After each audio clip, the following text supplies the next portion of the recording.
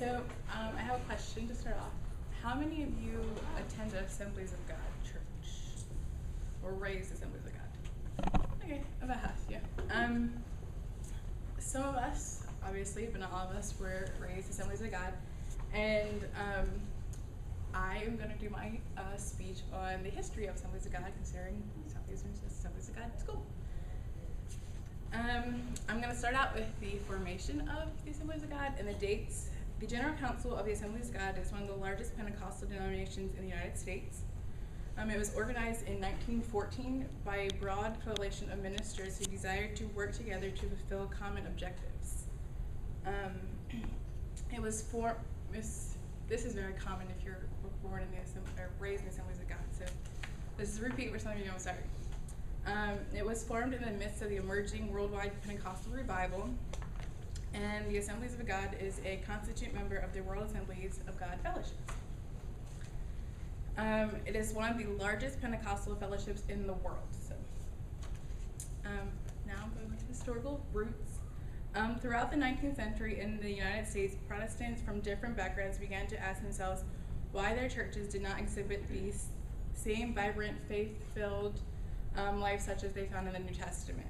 And many joined evangelical or holiness churches that engaged in prayer, sacrifice, and earnestly seeking God.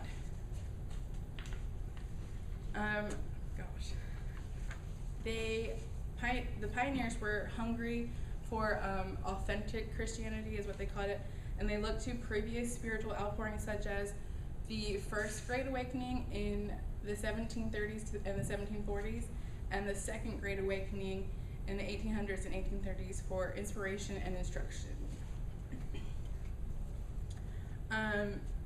The Pentecostal revival, one of the focal points of the emerging Pentecostal movement was known as the Azusa Street. So if you're familiar with the Assemblies of God, you're kind of familiar with the Azusa Street revival, and that was in 1906 to 1909. It was in an unlikely location for an event that would change the face of Christianity. In 1906, the revival erupted in a newly formed congregation meeting at a small rundown apostolical faith mission at 312 Azusa Street in Los Angeles, California.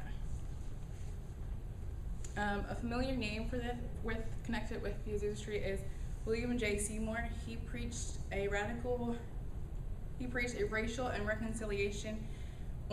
racial reconciliation and the restoration of biblical spiritual gifts. So he pretty much introduced speaking in tongues. Seymour was a student of Charles Parham, who had provided a doctrinal framework for the young Pentecostal movement. The revival at Azusa Street catapulted Pentecostalism before a worldwide audience. The founding fathers and mothers of the Assemblies of God met in Hot Springs, Arkansas on April 2nd through the 12th in 1914 to promote unity in doctrine. These founders constituted the first General Council and elected 2 officers, Doris, I think is how you say his name, and Bell as the chairman, which is now the superintendent, and J. Roswell Flowers as the secretary.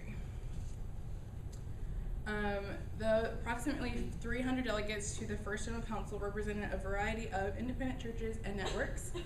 And in 1916, the General Council approved the Statement of Fundamental Truths, and we know today that there's 16 fundamental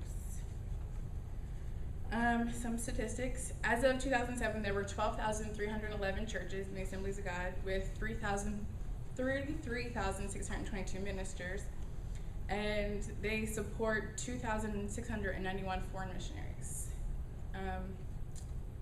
Ministers and leaders are trained in 1,891 foreign Bible schools, and there are 19 endorsed Bible colleges and universities in the United States, and Southeastern is one of them.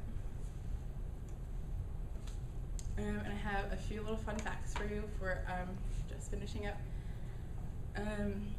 The national headquarters is located in Springfield, Missouri, and in the headquarters is Administration Building, the Gospel Publishing House, I don't know if any of you are familiar with that, should be, and the International Distribution Center.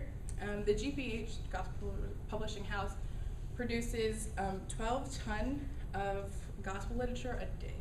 So that is your history. So who's it good?